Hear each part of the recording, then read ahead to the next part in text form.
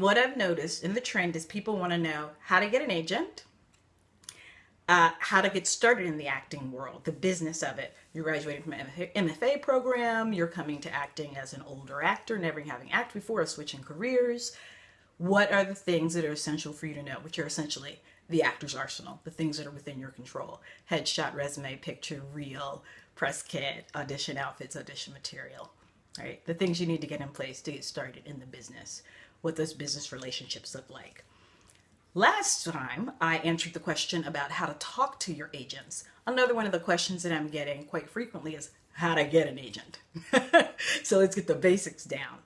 And then the final one is when all else fails and you're not doing the work you want to do, is how do you make your own work? How do you get it produced? And how do you raise money to make that happen? And all of these things are interconnected, and I'm going to tell you why. If you have relationships with casting directors, you don't need an agent. You get relationships with casting directors by knowing the business and getting in front of them with your arsenal in place, right? Casting directors pick up phones, they get you agents. That's one connection. How are you going to afford these very fancy headshots and audition outfits and reel and website? That folds right back into how do you finance your acting career? How do you finance the projects that you want to make? So, and the final one that sort of interconnects is self-submission. So people are getting the breakdowns. They're like, what do I do with this? I don't have an agent. How do I get seen for this? How do I use the breakdowns? Am I using them to get seen for every single thing I see on here? Or is there another way?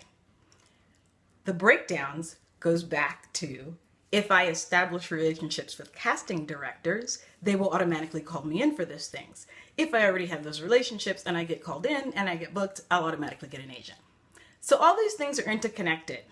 So tonight I'm going to talk a little bit about self-submission, and your amazing questions have helped me to begin to put together what I want to start as a 6-week class, but it'll be bespoke teaching. Yeah, I love that phrase. It was on How to Get Away with Murder a few weeks ago, where she spoke about her bespoke gown from Vera Wang, and it meant she had the gown built for her by Vera Wang, right? And it made me think, oh, coaching should be that way.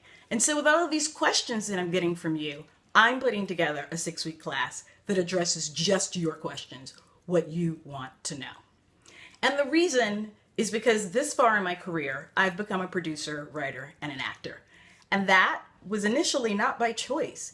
It was because I graduated from school, $100,000 in debt, didn't know how to make business decisions about what I was going to wear in showcase, what I was going to use to audition with in showcase. And then no one signed me and I was broke-assed. I was like, I am 3 years in debt and I don't have an agent. What the hell? Why did I go to graduate school? The journey for me, getting an agent and then a manager and learning that I had to produce my own solo show, my own play, and now movies, which I've produced, Blue Caprice, Mother of George, Night Catches Us. That entire process of becoming a self-producing artist is a complete result of everything that I've learned as an actor that nobody taught me in school. Plain and simple. I became a producer to learn how to read an acting contract, for God's sakes. I became a writer to learn how to read a contract. That's all a producer really knows how to do, is read a contract, make it work for them, and raise money, right? And I was like, oh, well, if I can do this and these other things, I need to be taking control of my career that way. I need to be instructing my agents what to do. I need to be establishing relationships with casting directors who come straight to me, not my agent, right? So let's talk about self-submitting and the purpose of it first, right? And I'm telling you just what I know. And I've worked for the past 1.5 2 years, Mandy Evans, my lovely client, reminded me. And she said to me, I've been in training forever. I've been a Broadway dancer. I've tried to move into acting. I've taken every class under the sun. It's not happening. And so she came to me and we set out a plan and we talked about some of the things we talked about in the last video, which were pulling together her arsenal. And the first part of that was what we discussed in the last video about what are your emotional types. And if you know your emotional types and you can plug that in with your physical type, you can then begin to put together a brand for yourself. It goes in your marketing kit. You send it out to agents. Voila. That was the first step that I did with Mandy. And we spent a good 8 to 9 weeks just working on that very specifically, from clothing to watching movies and musicals and really analyzing what it was that was specifically her and making her physical look manifest that. We put together the reel and the website. Mandy did all the work. She just asked my opinion. And what it did was help her solidify in her mind exactly what she wanted to do, hone in on it, and begin to talk to industry professionals that way. And one of the first things we talked about was casting directors, because one of her major concerns was, I need an agent. I can't get seen for TV and film if I don't have an agent. I need an agent. I need an agent. And I kept saying, agents don't get you work. Casting directors do. She's like, but I can't get into a TV audition without an agent. And I'm like, casting directors call agents and say, I want to see this person. Those are the first calls they make before the breakdown goes out. The breakdowns, which you see asking for agents to submit, that's later. The first thing casting directors do is go to their files and pull the headshots and reels of actors they have relationships with, whose work they have seen up close and personal, in class, as a reader, in their office, in a show, right? Casting directors call from that list first, always, even before breakdown goes out, right? Then the breakdown goes out, and then all these agents look at, oh, this is perfect for my client. And then 50 agents get on the phone for this one character and try and convince this casting director to see their client. So basically, the agent is an employment agency.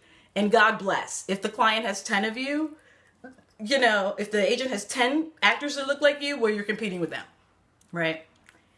Agents are not the first go-to, right? It is casting directors. Casting directors make the call to agents and they say, I want to see these people first. They're at the top of my list. The second piece that happens is, say you get called in. Then you're going to be on tape. Sometimes there may be a pre-screen. All of that's going through the casting director. All of this means the casting director is making decision after decision based on what you do in that room, whether or not you're going to get to see the producer or the director. Casting directors hold the keys to the kingdom. You get called back for something, you know what's happening on the other side of that casting table is that casting director is fighting for the actor that they will do the best job. Every role I've gotten, it was the casting director fighting for me. Thank you, Bowling and Missia. Thank you, Eve Battaglia. Always there in my court. And the reason is I spent good time building relationships with those casting directors. It never fails. I graduated with no agent at all. After 3 years of grad school and a very fancy showcase, I started working those relationships. My client Mandy, similar situation. I can't get seen by anybody. I've met with agents. They won't sign me. They have too much of my type. I'm a brunette white girl from the Midwest. There's tons of people in my type. They can't take me. Whatever reason agents say for not taking me. And I said to her, Mandy, you need to take back your power. If you have a relationship with a casting director, agents don't matter. Because the casting director is going to cast you in something. The agents are going to run to the opening of that movie. And then they're going to be like, can I sign you? Can I sign you? You're like, I've moved on. I'm with William Morris. I'm with CAC. You should have got me before I made the movie. Right? And what Mandy found in our work together was the discovery that I made 10 years ago. I need to build these relationships myself. And those casting directors will work for me. Arno Mangioli picked up the phone after 3 auditions. I kept getting called back for ragtime. Picked up the phone, called Sames and Rolnick and said, you need to sign this girl. They called me. I went in their office the next day. I was in there for 10 minutes. They said, this casting director, Arno Mangioli, says we should sign you. So here's the contract. No conversation, no interview. Casting directors have power. Make no mistake. So all of this running and futzing around that people do, chasing behind agents, agents are chasing the marketplace. Agents are chasing the person the casting directors call in all the time. That's business, right? Mandy found this out in our work together, where I said to her, once her arsenal was together and she had a consistent look and could begin to talk about what she did well, and she could begin to put together audition material that reflected her emotional and physical type, let's target some casting directors. Now I'm going to tell you the secret to building these relationships. This goes for romance. This goes for the acting business. This goes for your accountant who you want to give you a deal on your taxes. It takes 3 major points of contact in a tight period of time to form a relationship, right? 3 points of contact in a very limited time frame. That's when somebody remembers your name, your face, and what you did for them.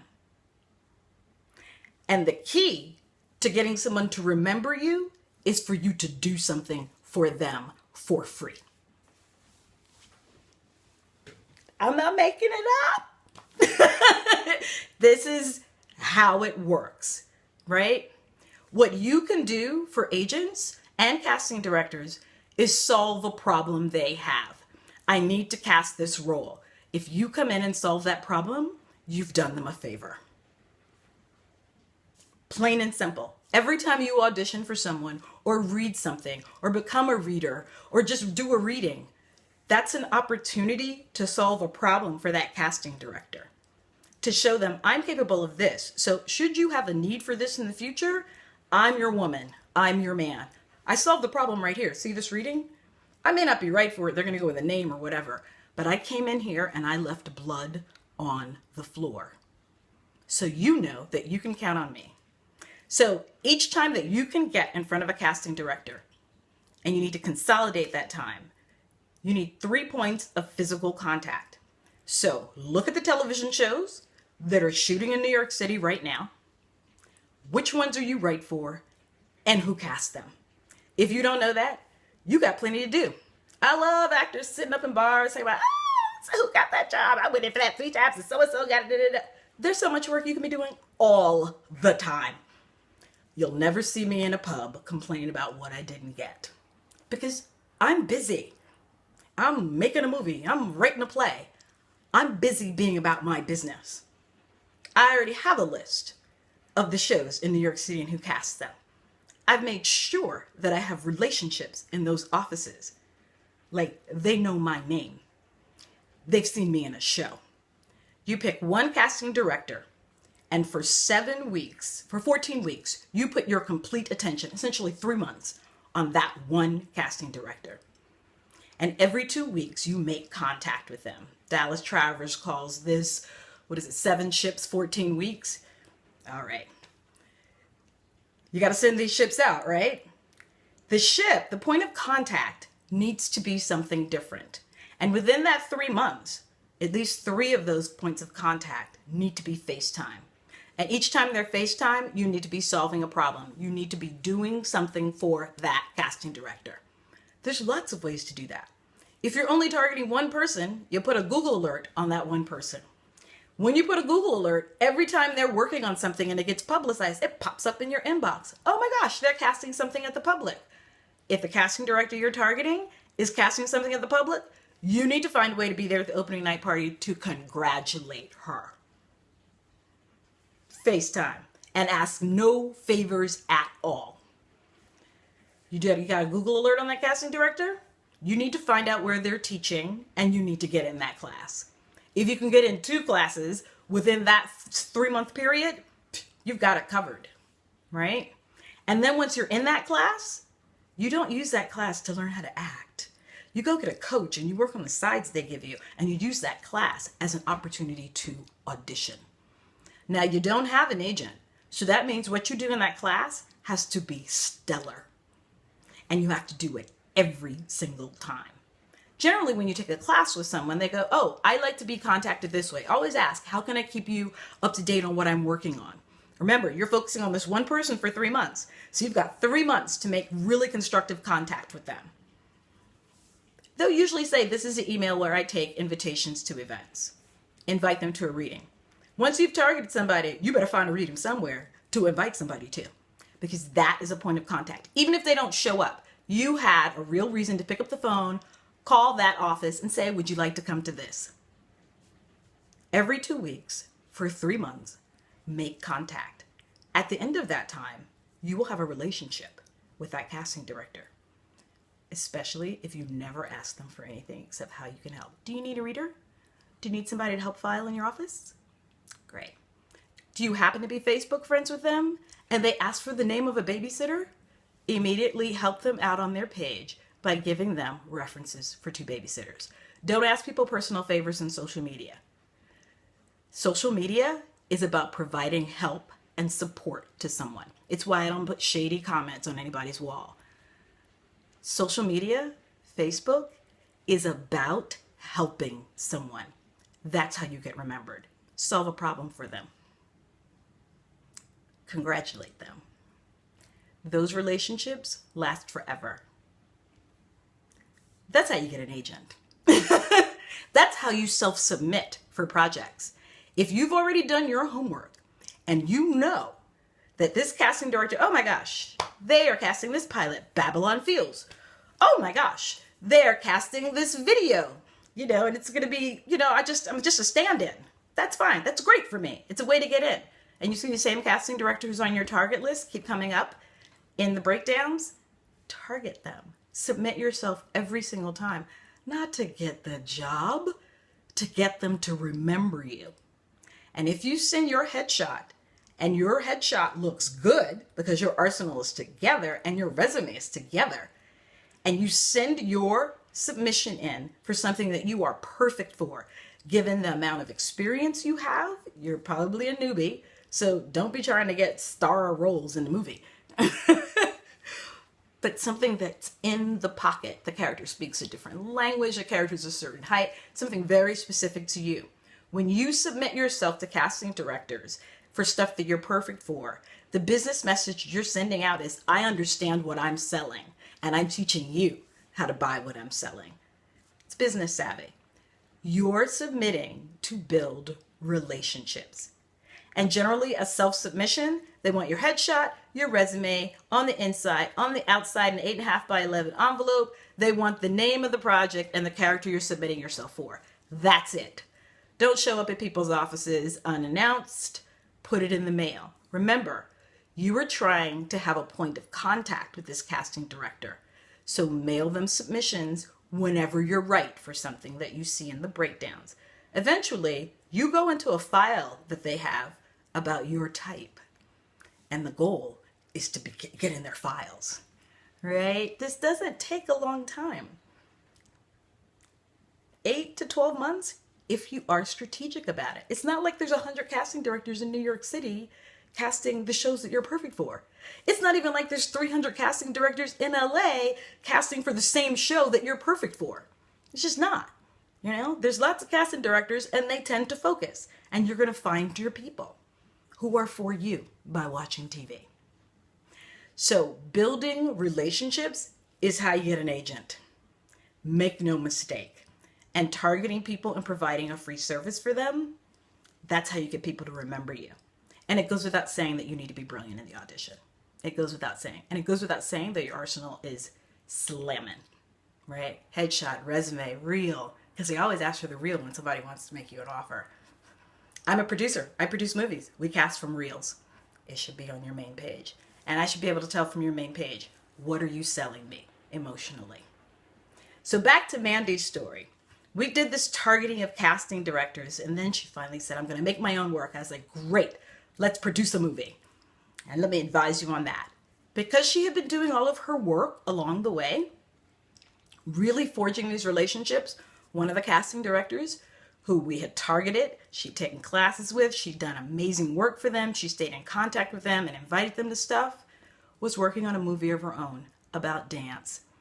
And she cast Mandy. Casting directors get you work. That's all I got. So in my next video, I am going to talk about how do you raise money and finance this acting career. And then I'm going to give you a play-by-play of what I'm going to put into this bespoke coaching class. A coaching class that is made up only of what you want to know. So I need you to go back to thedreamunlock.weebly.com, go to the blog, and send me questions. The more questions you send me, the more I can help you. Great? Great. So I can't wait to read your questions. I've been answering like a demon. Have a happy gobble gobble day. Eat. Be a whole person. Be thankful. It makes you a better actor and a better person. Love you. Bye-bye.